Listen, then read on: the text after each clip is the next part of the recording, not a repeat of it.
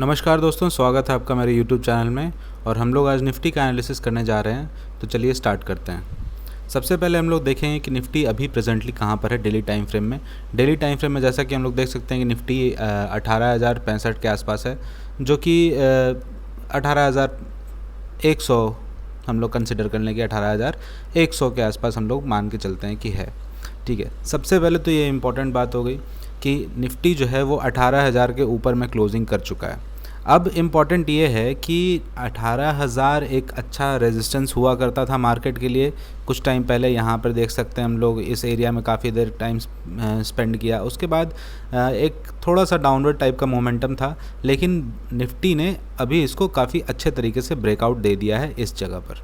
ठीक है, तो अब हम लोग क्या कर सकते हैं कि हम लोग सबसे पहले देखते हैं OI डेटा। OI डेटा हम लोगों को क्या कहता है, क्योंकि एक बार OI का भी हम लोग अगर देख लेंगे तो हम लोगों को कुछ आइडिया पता चल जाएगा कि कहना क्या चाह रहा है, OI में क्या चल रहा है। तो हम लोग सबसे पहले देखते हैं, सबसे नज़दीकी OI राउंड नंबर जो है वो 18,000 के आसपास है। 18,000 का OI जो है वो कॉल साइड में अगर हम लोग देखेंगे तो 1,24,000 कॉन्ट्रैक्ट्स जो हैं वो OI में हैं ऑलरेडी। और पिछले दिनों यानी कि लास्ट ट्रेडिंग ने यानी कि फ्राइडे को 44,000 कॉन्ट्रैक्ट्स क्रिएट हुए, चेंज हुआ OI में। उसके पहले वाला हम लोग देख सकते हैं कि सारे OI जो हैं वो माइनस में, यानी कि जितने भी कॉल सेलर्स थे उन्होंने अपने पोजीशन को निकाला है। ठीक है, अब इसी तरह से सिमिलरली हम लोग पुट में देखते हैं। पुट साइड में क्या है, OI जो है वो 1,87,000 है, कॉल से ज़्यादा OI है। सबसे पहले तो ये हो गया। और दूसरा है change in OI। Change in OI ये आप देख सकते होंगे कि यहाँ पे जो चेंज इन OI है, ये चेंज इन OI हम लोग देख रहे हैं। चेंज इन OI जो है वो 1,65,000 है, यानी कि नया पोजीशन जो है वो इस दिन 1,65,000 क्रिएट हुआ है, जो कि एक काफ़ी ज़्यादा पोजीशन है अभी कॉल के मुकाबले। कॉल के मुकाबले यहाँ पर काफ़ी ज़्यादा नया पोजीशन क्रिएट हुआ है। इसका मतलब हो गया कि पुट राइटर्स जो हैं वो थोड़े ज़्यादा नंबर में मुझे दिख रहे हैं। ठीक है, तो अब पुट राइटर सबसे पहले तो बात हो गई कि अब 18,000 के पास पुट राइटर्स सबसे ज़्यादा दिख रहे हैं यहाँ पर। ठीक है, तो ये एक पॉइंट जो है हम लोगों को ये समझना हो कि ये पॉइंट अब जो एक पॉइंट हो गया, ये एक सपोर्ट का पॉइंट हो गया है। ठीक है, ये वाला एरिया। तो अब हम लोग इसी हिसाब से थोड़े छोटे टाइम फ्रेम पे एक बार देखने का कोशिश करते हैं कि मार्केट कैसा बिहेव कर सकता है। हम लोग 60 मिनट के टाइम फ्रेम यानी 1 घंटे के टाइम फ्रेम पे आते हैं और देखते हैं कि क्या है यहाँ पे पोजीशन क्या चल रहा था। ठीक है, तो 1 घंटे के टाइम फ्रेम पे अगर हम लोग एनालिसिस करते हैं तो सबसे पहले हम लोग देख पा रहे हैं कि निफ्टी जो है वो एक अच्छा मूवमेंट किया है पिछले दिनों में। ठीक है, काफ़ी अच्छा मूवमेंट आया निफ्टी में। यहाँ से मोमेंटम चालू हुआ और यहाँ से चलते आ रहा है। ठीक है, पिछले दिन का मूवमेंट ये है। पहले तो एक रेड कैंडल बनाया, उसके बाद एक ग्रीन कैंडल से उसको ब्रेक करने का कोशिश किया, जो 50% से ज़्यादा ब्रेक करके यहाँ पे क्लोज़ किया और उसके बाद ऊपर चला गया। ठीक है, तो अब हम लोगों को देखना है कि 1 2 3 4 और 5 ग्रीन कलर के कैंडल बनाया। ये लास्ट वाला कैंडल 15 मिनट का है, तो इसको इग्नोर कीजिए। ठीक है, 5 कैंडल जो है वो ग्रीन कैंडल बना है। और फिलहाल अभी के हिसाब से मार्केट जो है SGX निफ्टी, अगर हम लोग बात करेंगे SGX निफ्टी की, तो SGX निफ्टी जो है वो थोड़ा गैप अप है, अराउंड 100 पॉइंट के अराउंड मान लीजिए कि अभी गैप अप के आसपास चल रहा है। बट इसको अभी रिलाय नहीं कर सकते हम लोग ज़्यादा, क्योंकि इसका रिलाय अभी, क्योंकि मंडे को हमारा मार्केट जो है वो मंडे को क्लोज्ड है। मंडे को क्लोज रहने के चलते हम लोग अभी मंडे को फोकस करेंगे कि मंडे को मार्केट कहाँ पे जाता है। SGX निफ्टी ओपन रहेगा मोस्ट प्रोबेबली। ठीक है, मंडे को SGX निफ्टी जब ओपन रहेगा तो SGX में हम लोगों को देख पाएंगे कि वहाँ पर मार्केट जो है वो कैसा परफॉर्म करता है। अगर गैप अप खुलने के बाद मार्केट नीचे आ जाता है, कंसोलिडेट करता है यहाँ पे मंडे को, ठीक है, SGX में, तो हम लोग ट्यूसडे के लिए सोचेंगे कि हम लोग का मार्केट भी शायद यहाँ पे ओपन हो। ठीक है, तो अब देखते हैं कि मंडे को क्या परफॉर्मेंस रहता है। लेकिन फिर भी अगर मंडे को हम लोग सिनारियो बना लेते हैं, 15 मिनट के टाइम फ्रेम पे हम लोग चलते हैं और देखते हैं कि क्या हो सकता है मोस्ट प्रोबेबली अगर यहाँ पे हम लोग ऐसा करने का कोशिश करें तो। ठीक है, तो 15 मिनट के टाइम फ्रेम में हम लोग आ गए हैं। ठीक, अब देखते हैं कि क्या हो सकता है, यहाँ पे क्या चल रहा है। ठीक, तो सबसे पहले जो हम लोग को सबसे पहली चीज़ जो नज़र आ रही है वो ये है कि यहाँ से एक ट्रेंड लाइन जो है वो शार्प ट्रेंड लाइन मुझे दिख रहा है। यहाँ से ट्रेंड लाइन जो है वो शार्पली नज़र आ रहा है कि एक डायरेक्शन में ऊपर आया है मार्केट, अपने लोज़ को तोड़ नहीं रहा है, अपने लोज़ को लोज़ बनाया जा रहा है। ठीक है, ये एक साइन है up trending, highly up trending market का, जो ये साइन में चलते रहता है मार्केट। ये एक पैटर्न है एक तरह का। ठीक है, ये चैनल पैटर्न है। ठीक है, अब इसमें हम लोग देखेंगे कि अब और क्या हम लोगों को नज़र आ रहा है। लास्ट डे के लास्ट 15 मिनट पे एक काफ़ी अच्छा वॉल्यूम के साथ, यहाँ पे वॉल्यूम है, वॉल्यूम के साथ यहाँ पे एक ब्रेकआउट आया है जो 18,000 के लेवल को ब्रेक करके सीधा 50 पॉइंट का मूवमेंट आया है लास्ट के आधा घंटा में। ठीक है, तो ये दो बातें समझ में आ गई। अगर मान लेते हैं कि 3 सिनारियो यहाँ पे क्रिएट करते हैं। फर्स्ट कि यहाँ पे मार्केट ओपन हो, इसी जगह पे मार्केट ओपन हो गया, तो यहाँ पर अगर मार्केट ओपन होता है तो आई डोंट थिंक कि कुछ खास सिनारियो में चेंज आने वाला है, क्योंकि जो लोग यहाँ से इसको होल्ड करके बैठे हुए हैं यहाँ तक, ठीक है, उनके लिए अगर यहाँ पे गैप अप ओपनिंग नहीं होती है और फ्लैट ओपनिंग होती है तो they will hold their position till the last swing is broken. Last swing क्या होना चाहिए उनके लिए? लास्ट स्विंग आई थिंक कि लास्ट स्विंग फ़िलहाल के लिए 18,000 ही होना चाहिए, क्योंकि मार्केट 18,000 के ऊपर में क्लोजिंग कर चुका है। तो 18,000 के ऊपर क्लोजिंग करने के बाद मार्केट किसी भी तरह से वो लोग चाहेंगे कि 18,000 के नीचे बंद ना हो। ठीक है, अगर नीचे बंद नहीं होता है तो इस रेंज में उनको, इस यहाँ से लेके यहाँ तक में रेंज में, इस रेंज में उनको कोई प्रॉब्लम नहीं होगी। ठीक है, वो लोग एक्सपेक्ट करेंगे कि वो लोग ऊपर जाएंगे। सिमिलरली हम लोग भी यही एक्सपेक्ट करेंगे कि अगर मार्केट इस रेंज में अगर ओपन होता है तो हम लोग भी यही प्रेडिक्ट करने, मतलब यही हम लोग चाहेंगे कि मार्केट जो है इसी साइड में ऊपर जाए।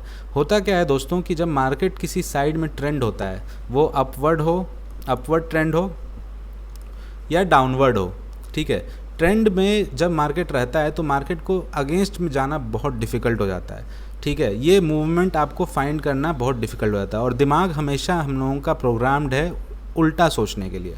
ठीक है, जब मार्केट अप ट्रेंड जाता है तो हम लोग ये सोचते हैं कि कहाँ से फॉल आएगा, ये टॉप क्यों नहीं हम लोग पकड़ पा रहे हैं। ठीक है, बहुत सारे लोग ऐसे होंगे जो ये सोचते होंगे कि अरे ये रेड कैंडल बना, अब यहाँ से मार्केट नीचे धड़ाम से गिर जाएगा, लेकिन ऐसा हो नहीं रहा है। ठीक है, और हम लोगों को यही ध्यान रखना है कि ये चीज़ हो ना हो वो मुझे पता नहीं है, जिस दिन होगा उस दिन मेरा एक बार स्टॉप लॉस जाएगा।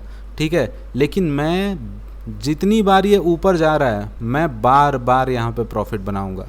ठीक है, मेरा मोटिव ये होना चाहिए।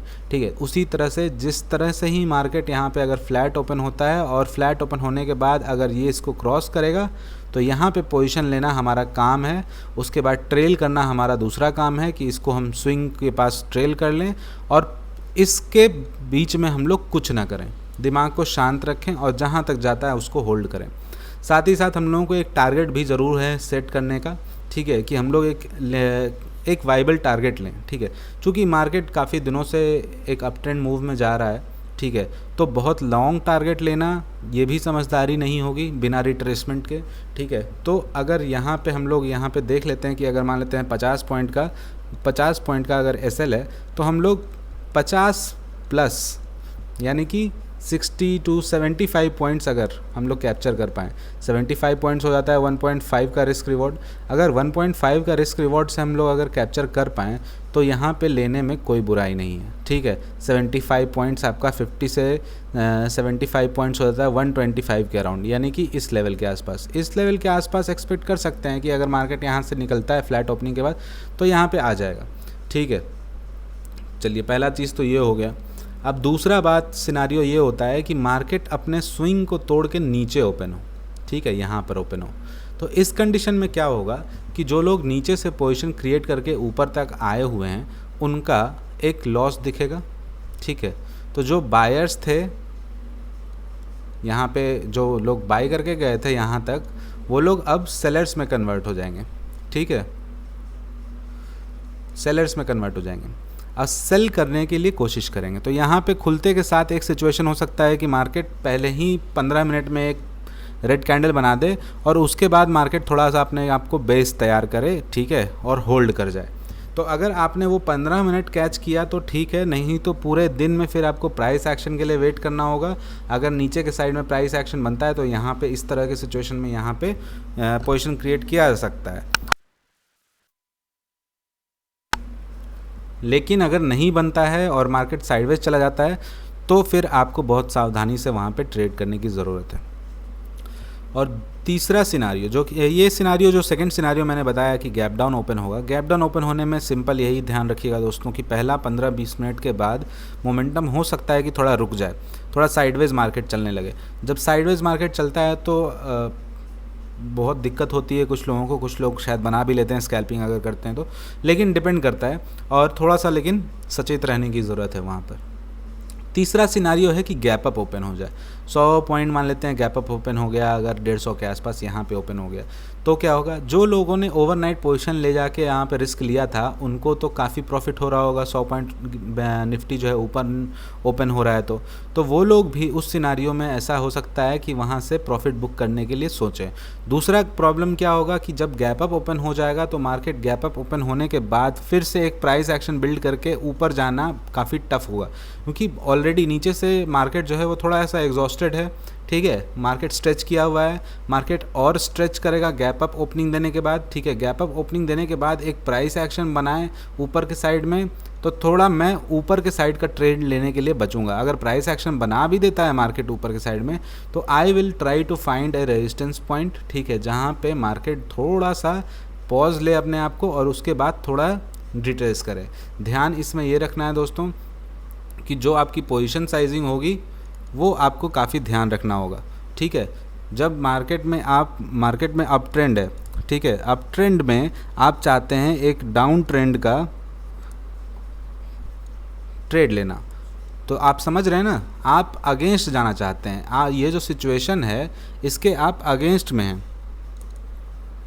तो ये जो सिचुएशन अगेंस्ट में है, इस अगेंस्ट के सिचुएशन में आपको हमेशा ध्यान रखना है कि आपके पोजीशन का जो साइज़ है वो हमेशा आपको रिस्पेक्ट करे। ये ना कि आप उसी दिन सारा पैसा बनाने की फिराक में लग जाएं और शॉर्ट सेलिंग में अपने पोजीशन को एक्स्ट्रा ले लें। सबसे ज़्यादा गलती यहीं पर होती है दोस्तों, पोजीशन साइजिंग में। तो आप इसको रेस्पेक्ट करें। आप हमेशा ट्रेड लेने के पहले ये सोचें कि क्या ये मेरा रिस्क जो है ये मेरे कैपिटल के अकॉर्डिंग है, ठीक है, और अगर नहीं है तो मैं उसको ठीक करूं, और अगर है तो कोई दिक्कत नहीं है ट्रेड लेने में, आप 1 या 2 ट्रेड ले सकते हैं वहां पर according to the risk management, आप जैसा भी करते हैं। अगर आप चाहते हैं कि मैं रिस्क मैनेजमेंट पे भी टॉपिक पे अगर कोई वीडियो बनाऊं तो प्लीज़ मुझे नीचे कमेंट बॉक्स में ज़रूर बताइए, ठीक है, मैं ज़रूर बनाने का ट्राई करूँगा। तो ये हमारा एनालिसिस था आज का निफ्टी का, ठीक है। तो हम लोग अब निफ्टी का एनालिसिस कर चुके हैं। अगर बैंक निफ्टी का एनालिसिस आपको देखना है तो प्रीवियस वीडियो में है, मैंने पिन कर दूंगा इसको इस वीडियो के लिंक में, ठीक है, आप उसको भी जाके देख सकते हैं। चलिए, थैंक यू, धन्यवाद।